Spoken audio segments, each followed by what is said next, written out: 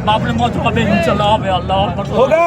इंशाल्लाह ये देखिएगा सारे लोगों का सपोर्ट है, कहीं ना कहीं इनका कहना है बाबरी मस्जिद बनेगा, उसके लिए ईंट लेकर के आए हैं और लगभग 6-7 किलोमीटर दूर से विकलांग हो करके ईंट लेकर के आए हैं। ये देखिएगा, दिखाइए एक बार दिखाइएगा, इतने सारे लोगों का कहीं ना कहीं सारे लोग कुछ ना कुछ लेकर के आए। कोई 5 ईंट, कोई 10 ईंट, कोई 1 ट्रैक्टर, कोई आधा ट्रैक्टर, कोई 10 बोरा सीमेंट, कोई छड़, कोई गिट्टी, सब कुछ लेकर के आए। इधर दिखाइएगा, इधर आइएगा चीजा, थोड़ा सा इधर आइएगा।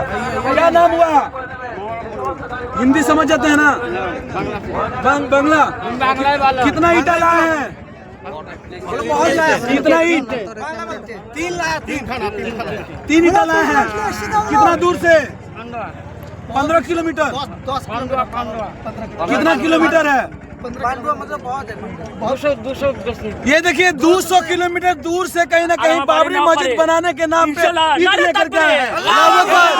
ये दिखाइएगा, बाहर निकलिएगा। ये देखिए ये विकलांग है, फिर भी दान करने के लिए 3 ईंटा लाया है। सारे लोग कहीं ना कहीं यहाँ पे बाबरी मस्जिद के नाम पे दे रहे हैं। इधर दिखाइएगा।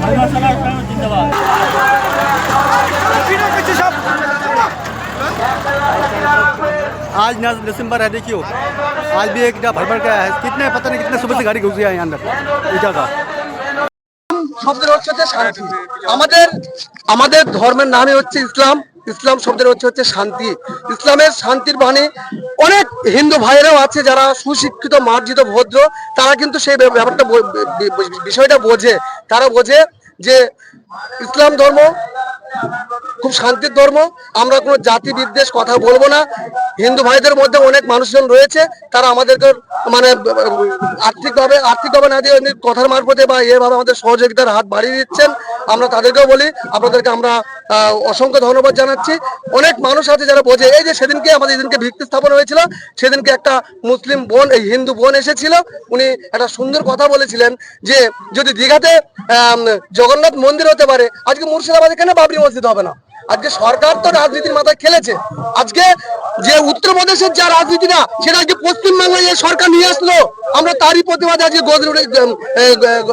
গজে উঠেছি। আমরা সকল টোটাল আমরা পশ্চিমবঙ্গবাসী এবং মুসলিম সমাজ আমরা দেখে দিতে চাই যে আমরা এই পশ্চিমবঙ্গের মাটিতে, মুর্শিদাবাদের মাটিতে ইতিহাস তৈরি করতে আমরাও পারি। তারা যেমন বাবরি মসজিদ ধ্বংস করেছিল, আমরাও এরকম হাজার হাজার বাবরি মসজিদ এই পশ্চিমবাংলায় তৈরি করতে পারি।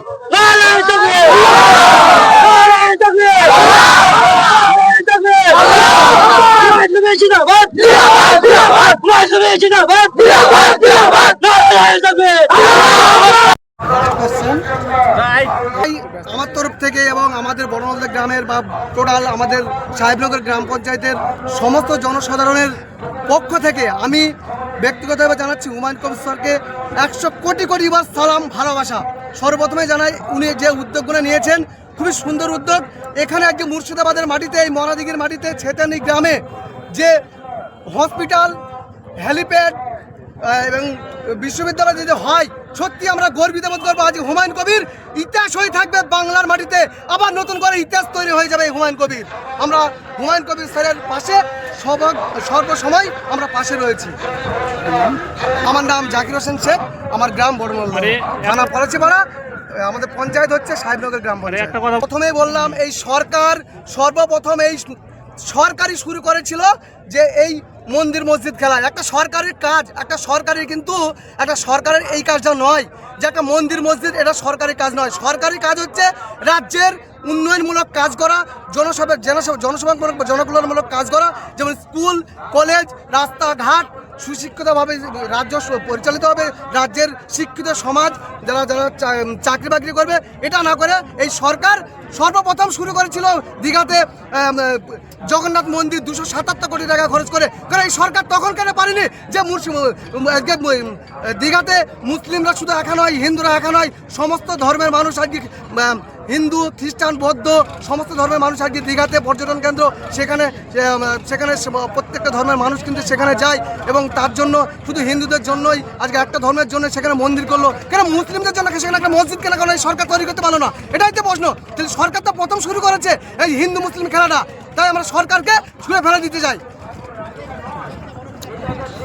কথা বলি যেদিন থেকে হুমায়ুন কবির স্যার মহাশয় এই বাবরি মসজিদের ভিত্তি স্থাপনের কথা প্রথম দিনকে ঘোষণা করেছিল, সেদিন থেকে গোটা ভারতবর্ষ তথা পশ্চিমবঙ্গের আপামর জনসাধারণ খুব খুশি এবং ভালোবাসার সহিত এর উদ্যোগটাকে স্যালুট এবং কোটি কোটি প্রণাম এবং ভালোবাসা জানিয়েছিল এবং সাধুবাদ জানিয়েছিল হুমায়ুন কবির স্যার মহাশয়কে, এবং বলেছিল যে সরকারের আর্থিক অনুদান প্রয়োজন নেই, আপামর জনসাধারণ এই উদ্যোগকে স্যালুট জানিয়ে আমরা সকলে মিলে সাহায্যের আজ দেখিয়ে দিয়েছি। দেখুন আপনারা আজকে এই মরাদিঘির মাঠে, আজকে ছেতেনি মাঠে, মুর্শিদাবাদের মাঠে আজকে ভাটা হয়ে গেছে। আজকে দেখুন ভাটার মতো, যে ভাটাতে যতটা ইট থাকে তার চেয়ে ইটের পাহাড়, বালি, রোড, সিমেন্ট সব কিন্তু আজকে এসে উপস্থিত হয়েছে। আজকে যতদিন না আমরা এর কাজ শুরু করতে পারছি, আপামর জনসাধারণ সাহায্যের হাত আজ বাড়িয়ে দেবে। টোটাল পশ্চিমবঙ্গ থেকে না গোটা ভারতবর্ষের বিভিন্ন রাজ্য থেকে আমরা সহযোগিতা করছি। আমরা সত্যিই খুব খুশি এবং হুমায়ুন কবির স্যার জিন্দাবাদ।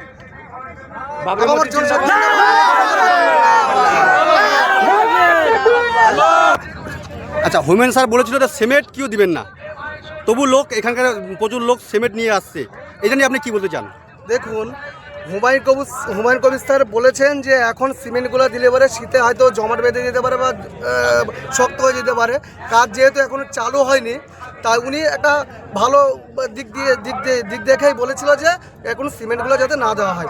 কিন্তু জনসাধারণ, এই যে মানুষের ভালোবাসা, তাদের কিন্তু মন আর মানছে না যে না, আমি মন থেকে খুশি হয়ে আমি কিন্তু সিমেন্টে আগে দেবো, মানে খুশির বাঁধ বা খুশির বন্যা বয়ে যাচ্ছে। হুমায়ুন কবির স্যার হয়তো বারণ করেছেন, কিন্তু জনসাধারণ সেটা মানছে না। মানুষ বোঝাতে চাইছে যে আমরা আছি এবং তাদের খুশির বন্যা, এই যে বাবরি মসজিদ, আল্লাহর ঘর মসজিদ তৈরি হচ্ছে, তারই এর জন্য আজকে মানুষ কথা না শুনে আজকে শত শত মানুষ আজকে সাহায্যের হাত বাড়িয়ে দিচ্ছে।